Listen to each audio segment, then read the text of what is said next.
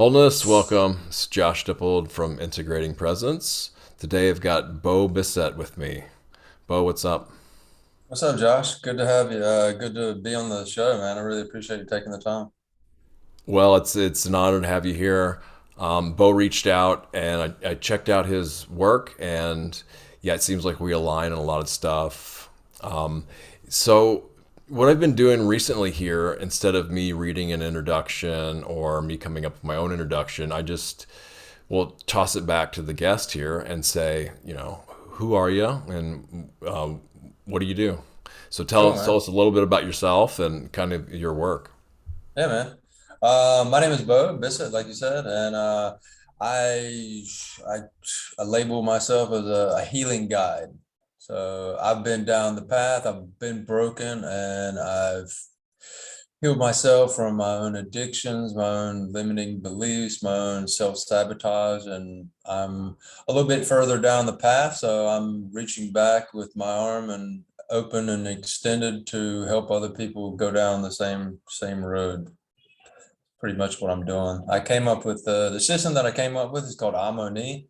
Amo in Spanish means I love, Ni in Chinese means you. So together it literally translates into I love you. And that is the goal of what I the system that I take people through is to when they at some point in their journey with me, they can look in the mirror and actually say those words to themselves and heartfeltly mean them. So, This is it's really key, and I heard about this teaching these I love yous from Matt Kahn. I don't know if you've heard of him, and people probably get sick of me talking about him, but bring more love, the better, man. Let me hear. yeah, he just recently changed his love revolution to love in action. But one of Uh-huh. his core practices is just putting a hand on the heart and saying "I love you" to your own heart. Mm-hmm. And when I've told this before. When I first tried this, it just didn't seem, authentic. It seemed too sappy. It just didn't feel right.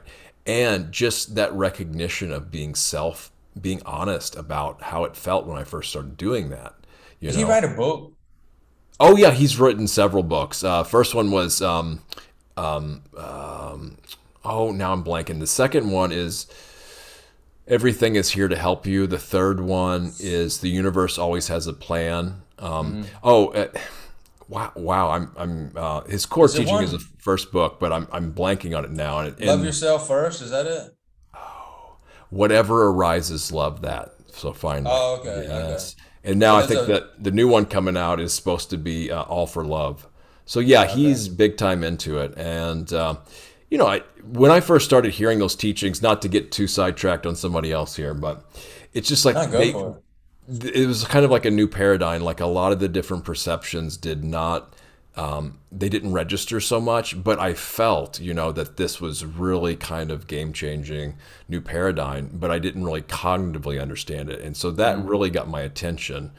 So I had to go back and listen to some of his teachings and stuff.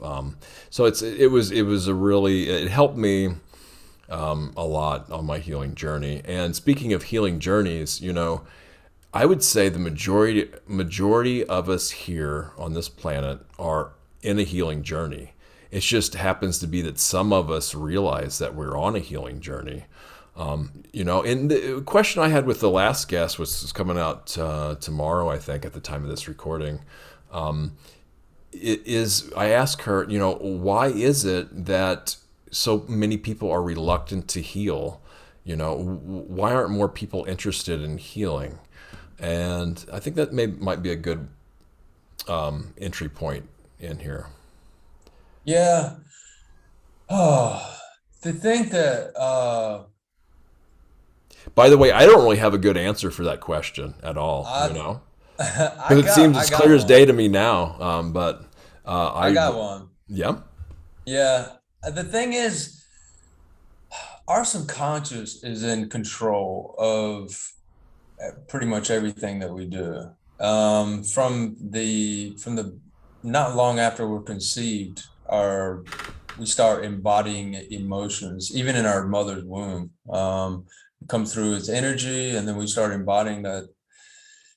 And through traumatic experiences, once we're born, even in the womb, and then when we're born, traumatic experiences, which traumatic experience is nothing more than an emotional experience. You know, for someone, it might be a car wreck. For another person, it might be a butterfly landing on their shoulder. The person who experiences the emotional event, they are the one that registers the trauma, and they are the one who defines it as trauma. So this idea that, you know, you have to go through war to experience trauma is complete BS.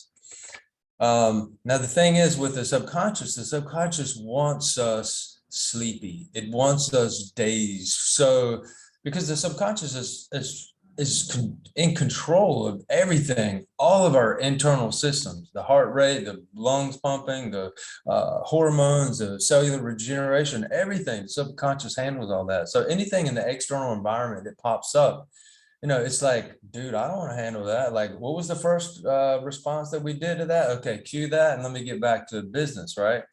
So, yeah, the subconscious does its best job of like trying to keep us what's a better, a good word, almost like drugged. Um, so we are like zombified, right? That's why so many people are like just sitting in front of TVs and eating Cheetos, or like, you know, stuck on their phone, because that's just a state of distraction to where, you know, there's nothing else going on, right? They're just stuck in that phase. So, and in that phase, they don't see what needs to be worked on, right? If there are all these other distractions, then they don't need to heal, right? Because in that moment, they're soaking up the latest Marvel movie or whatever's going on Facebook or whatever. So like, there's no need to heal. So it's only when later on in life we have like, it's either another traumatic event that should, like a big traumatic event that shakes us and makes us realize like, whoa, you come out of this dazed and confused state, or your body starts breaking down from disease, or you're not taking care of it, or, you know, a lot of the disease that we experience is from the emotional seeds that we planted earlier on, because the emotions that we experience, they resonate at different levels. Like love and happiness resonate at a much different level than anger and shame or guilt and things like that, right? And our body's like our high school hallway. So you remember, I mean, even in movies, you see like the hallway just littered with lockers, right? So our body's that same way, but instead of books, our body holds on to emotional and the responses that we had to our external environment.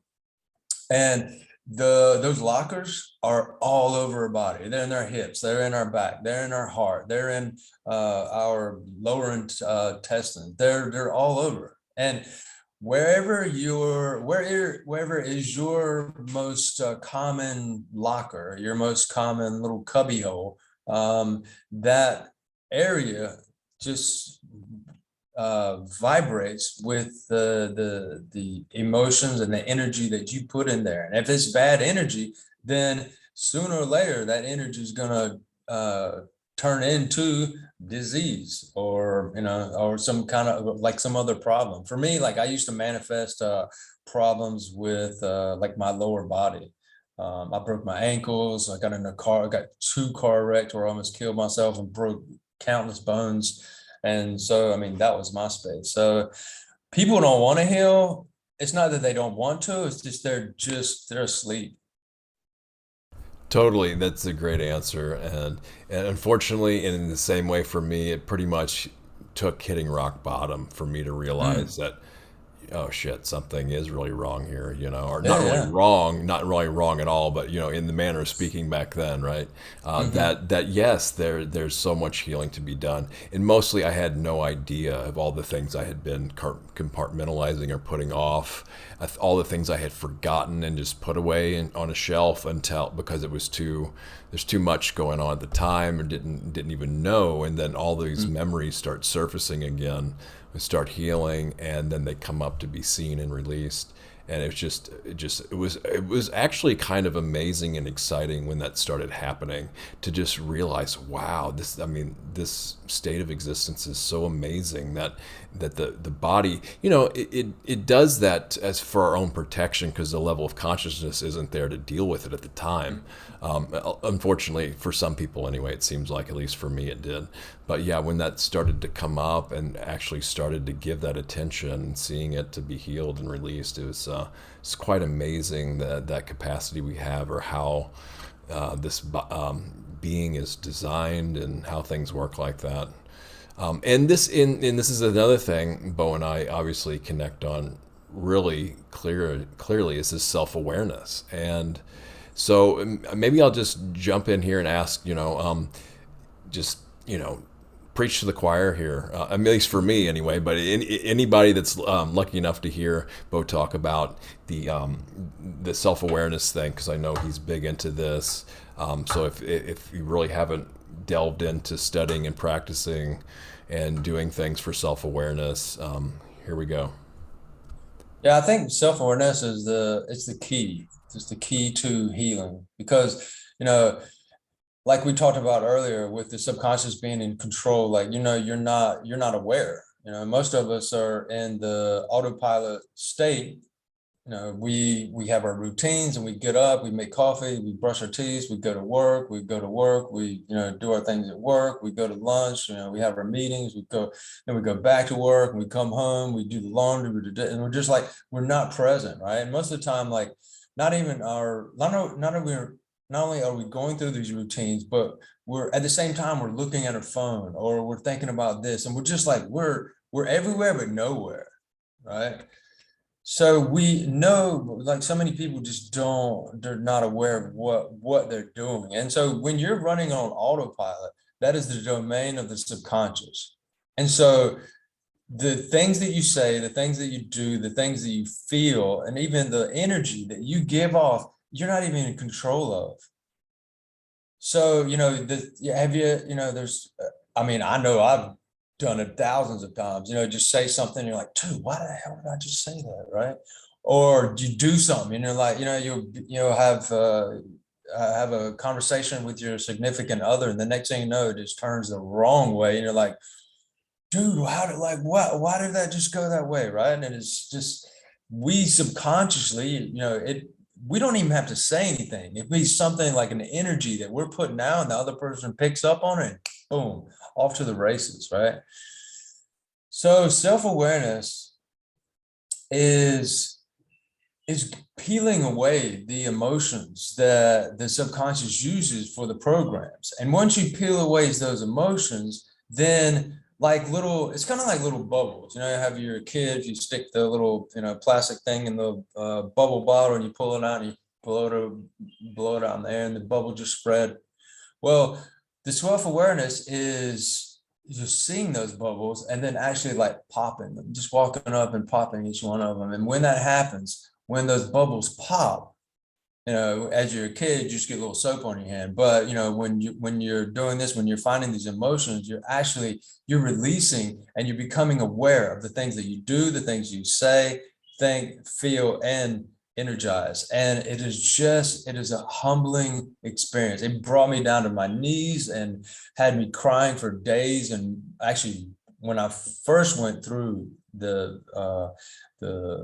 muscle testing and the emotional healing that I did, I cried like for almost like 3 hours straight. And then as I was going through the process that is now Harmony, I cried for months. And I'm not somebody that can, I mean, I'm about 5'10", about 175 pounds. And I went down after I cleared all this stuff, I went down to about 155. And I'm like, at 175, like, I'm trim, I'm fit. Like, I'm not somebody that can lose 20 pounds, but I did.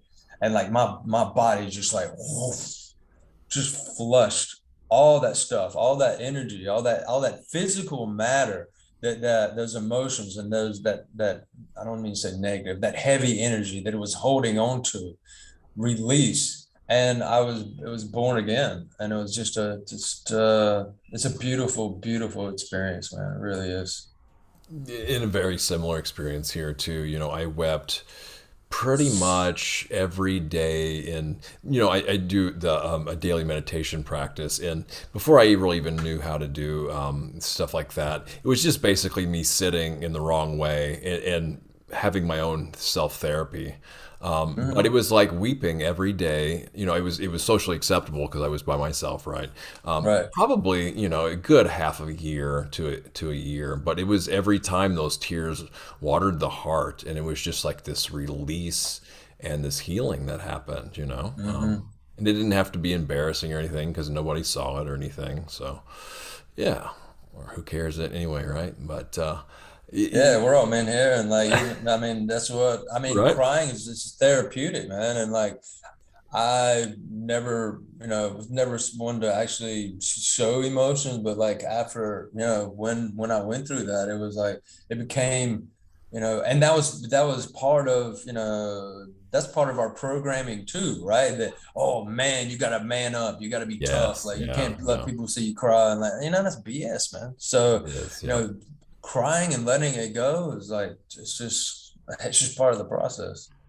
Yeah, so there's nothing to be ashamed of that or fear that at all. Mm-mm. So this, yeah, self-awareness, and I guess another word I know, even though it's kind of overused and it's been, I don't know, maybe bastardized a little bit, is mindfulness. And there's Mm-hmm. mindfulness too, but it's just awareness, self-awareness, especially, yeah, that portion of it as well. And there can never really be enough self-awareness and awareness. Mm-hmm. There's really no limit, or no need to get down on ourselves for not having enough. Exactly. But that it's like it's something you can't overdo with like we can with addictions, right? And I know you mentioned addictions, and I wonder if we should take it in the direction of that, because even if someone out there doesn't have an addiction, they obviously have known others that have, Mm-hmm. and can recognize tendencies, at least in themselves too. Mm-hmm. Yeah. So I guess I'm trying to think of a specific question. If you just want to relate any kind of helpful experiences with this, or maybe how you work with folks too on any of this and things we've talked about as well, you're Yeah, welcome yeah. to see where it goes. Yeah. Yeah, I can tell you my path for like my own path with addiction, which is yeah, pretty brutal. But yeah, so I started drinking in my early teens, and let's see. My first accident, I when I was 15, I blew out my knee playing soccer, and like completely ACL, MCL, cartilage, everything. And then after that, like I kind of lost my identity, and so I started drinking and doing drugs, and I just punished myself. And then when I was 19, I got in a car accident, a single person car accident. I was drunk driving. I ran off the road late at night, ran through a telephone pole, and yeah, the first cop on the scene called the hospital or the emergency services and was like, "Take your time. This guy's not he didn't make it." Well, they showed up and I did make it, and they airlifted me out. And on my way, somewhere during that time, my dead grandfather showed up and told me like to go back. That it was not my time. I woke up the next day in the hospital. I broke both my femurs, let's see, ankles, elbows, ribs, cracked the back of my head open. I had tubes coming in and out of me from every direction. And then 2 years later, after I healed, I got drunk one night and then skateboarded down a hill through an intersection and ran into a car. And pretty much went through the same thing again. This time I got a staph infection. I almost lost my right leg. And then in my 20s, after graduating from university, I got a good job. I was making good money. I started doing cocaine mega heavy. And I could not go to my parents after both of those accidents, and then knowing like what they had been through with the alcohol, to tell them that I was now a cocaine junkie. So I packed up, no, I gave away all my stuff, left the country, and yeah, that was it. So, and I started moving from one country to the next, running away from my problems. And it wasn't until my late 30s that I called my brother. I was in Vietnam at the time. I called my brother and I was like, dude, I don't know what's going on. I need help. Like I'd lost my job. I'd lost a girlfriend. It was amazing. Um, I had a business that had failed, like just completely bottom of the barrel of failure. I was waking up in the middle of this, like in the gutters in Vietnam, completely drunk. And so anyway, he's like, all right, get home. We'll get you sorted out. And I ended up with my aunt and uncle, and my aunt got breast cancer, and my body was starting to break down. And I was like, dude, come on, man. Like, this is it. Like, where are you? What are you doing? And so that was my body breaking down and then my aunt get cancer. That was the two things that really like, we talked about earlier, like another trauma to really like shake you. And that was the trauma that I needed to, because apparently like all the car wrecks and everything else wasn't enough. But that shook me and that set me on my path. And yeah, my first self-help book was, I think, Love Yourself First. I'm not sure who wrote it, but it was like some Silicon Valley guy that was going through some depression and he was looking in the mirror. And now I, like you, was looking in the mirror saying, I love you. And I actually had a sticky note. I remember it on the mirror clear as day that said, I love you. And I would just read those words, right? And I remember looking at myself and just like, dude, you're such a loser, man. I don't love you. Like you're a piece of, you're a piece of junk. It felt so like, it felt just, it did not feel right coming out of my, out of my own mouth.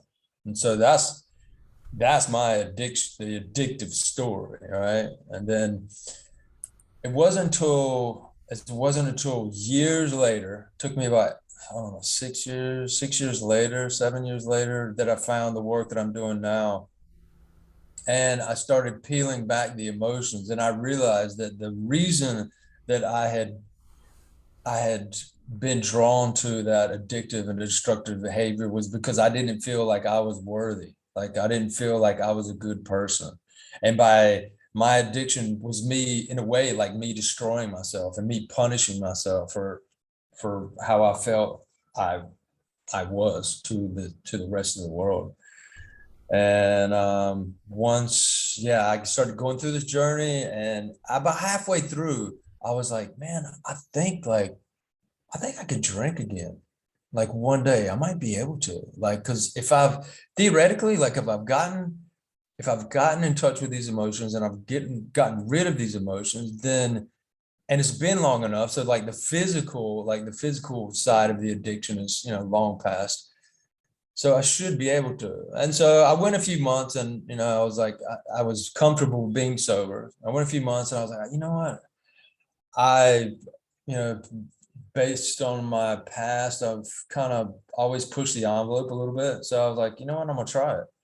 And I did, and I drank, and I was like, oh man, I can do it. Like I had a glass of wine one night, and then a weekend later, like I had another glass of wine, and then like two, and then I started inching back into the territory. And I was like, hold on now. So I know that I did some work, but I know I need to do a lot more. And so I did, and I cleared for months and months and months.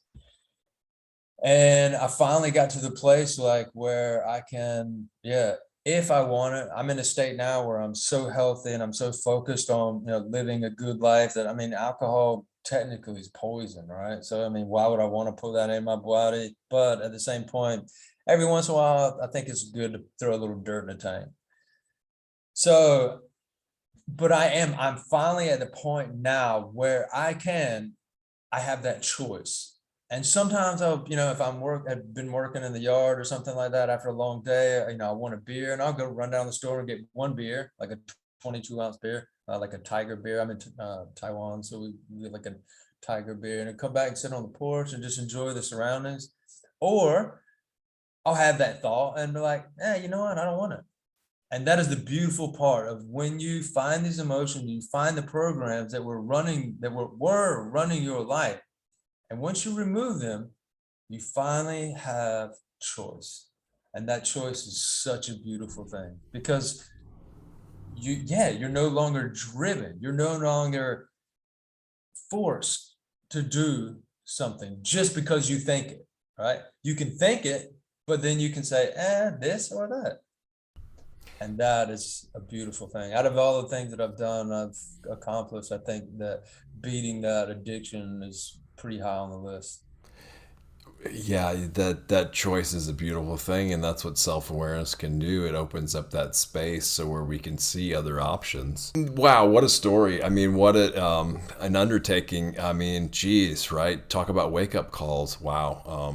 Hmm. Serious. Yeah, and I got like numerous ones, right? And I missed like I skipped a lot of stuff, right? I skipped, accidents and overseas. Yeah, that there's stuff that even like I don't want my mom here, so But that's yeah. that's the thing. 'Cause so when we go through something and when we come out the other side and heal from it, then we're, this, for lack of a better word, we're a hero for those still going through it. In the Hmm. best sense of the word, not the kind of cliche, caricature version of that word, but it is. And then what Bo said about uh, the worthiness thing, and especially with the feminine too, not feeling worthy as well. But that is really core, and it's just I was really surprised when I started doing this type of journey too, and self-healing work, is how much I just loathed myself, just hated myself, and really didn't even realize it until those layers start getting peeled back, right?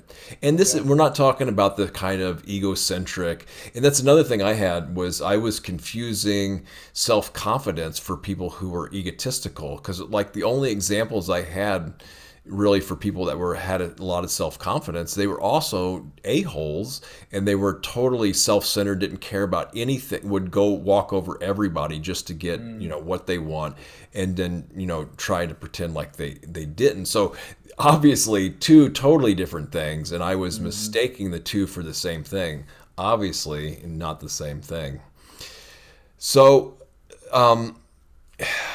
why don't we talk a little bit about your healing modality and how you help people with it, and then also how you came up with it as well? Yeah, definitely. I want to touch on one point that you just brought Sure. up real quick about people with confidence being a-holes. This so it's and we all do it. Like this and it's one thing to be careful of. Because you know a lot of people do it with. I mean, one of the biggest examples is like you see somebody rich, right? And you're like, see somebody in like a BMW or Mercedes cut somebody off in traffic or do something weird, and you're like, oh, that rich, whatever. Be careful how you do that, because once you attach that negative behavior to being rich, then you're actually penalizing yourself. So, and same thing with self-confidence and any other way that any other thing. So be careful, like be really careful with labels. Our Totally labels. self-sabotaging. Yes. I mean, that's what I Yeah, was doing to myself with that and making those exactly. associations. I'm glad you pointed that out. Yes. Yeah, yeah. And the labels too, we can maybe even talk more about that. But yeah, what I usually tell people is, some labels can be helpful to pick up, but then you have to put down, right? If you start taking Mm-hmm. on labels as an identity, you're totally limiting yourself big time, Mm-hmm. you know? And I just, totally agree, man. I really mhm. like labels are so dangerous. Like at first, like I think when you start undertaking this journey, like it's just best not to take on any labels at all. Just and the ones that you do eventually take on, be careful. You are you. You are not you're not not this or that. We are constantly changing. There's no static state of I am this, because I am I'm different than I was 30 seconds ago, like physically different than I was 30 seconds ago. So my body's, and we all are. So just be really careful with those Yes, and things. because well, I mean, sometimes they're necessary to pick up for some stability because some people are just Hmm. so in a chaotic state that they have to have some kind of reference point temporarily. But Hmm. yes, be very, very careful about, grabbing onto a label and then start taking that as that's who I am as a permanent self. It doesn't Yeah, work like exactly. that, right? It's a setup for Exactly. disaster. It can be, especially long term. Hmm. So the healing modality here, we've got maybe I guess 5 or so minutes left, and Yeah, then man. I guess maybe we can wrap up with that, and then and after that we can get into anything else you want to leave the audience with, and of course any events you have coming up, your websites, your social and stuff, and those will be Mhm. included in the show notes as well. So Yeah, of course. Yeah, for any questions, if what I say resonates with you, yeah, check out the website, imoniqueclear.com. But what I use is muscle testing. I use self-muscle testing, which I believe is one of the most, is the key, was it one of the biggest keys to me healing because it put me in touch with my body, something that despite all the accidents that I'd had and like all I felt like I was really connected with my body. But once that I started learning, when I learned muscle testing, I realized that nothing could be further from the truth. I thought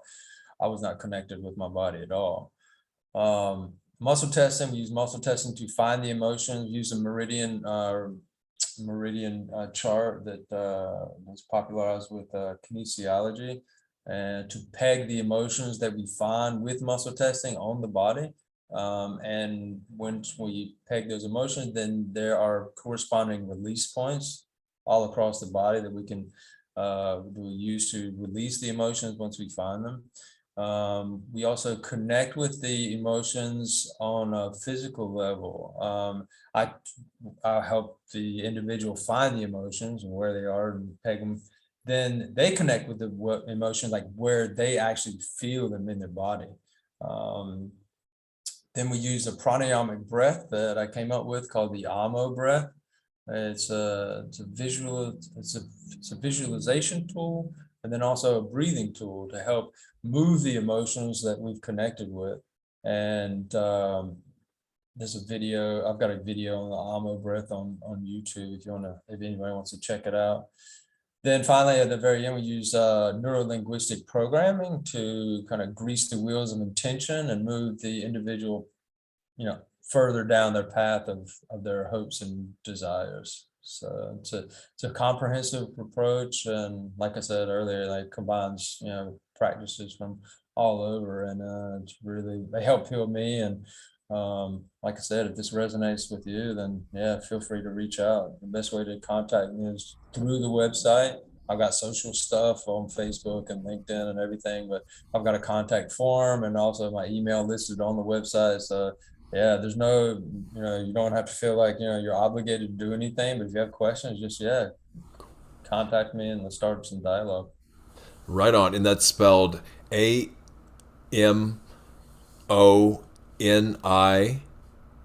clear.com, right? Yep, CLER. Yep. Well, cool. Bo, thanks for doing this. Thanks for sharing your wisdom, your knowledge, your stories. Yeah, That's thanks, just Josh. one thing I'm still learning is to how to relate stories better. But I mean, coming from such a place in the heart and such a visceral thing that I mean, like the golden question: what if the worst things that ever happened to me were the greatest opportunity I've ever been given? Right? And it's I just feel the like, same way. yeah, it was just I was just like I was there with you a little bit too, and I know tuning in, being somewhat empathic, and you talked about being connected to your body. It definitely seems that way. I mean, Hmm. to me, because I know I'm not most of the time. I'm in my head a lot, Hmm. which is weird for being energetically sensitive, empathic a little bit too. But you know, both again, thanks again, everybody. Encourage check out Bo's work, connect with him if you feel called to do so, and yeah, wish you all well. May you all have a optimal, ideal state of consciousness and energy for the rest of your morning, day, afternoon, whenever you're listening or watching this. Later on, Bo. All right, thanks to you so much, Josh. Welcome.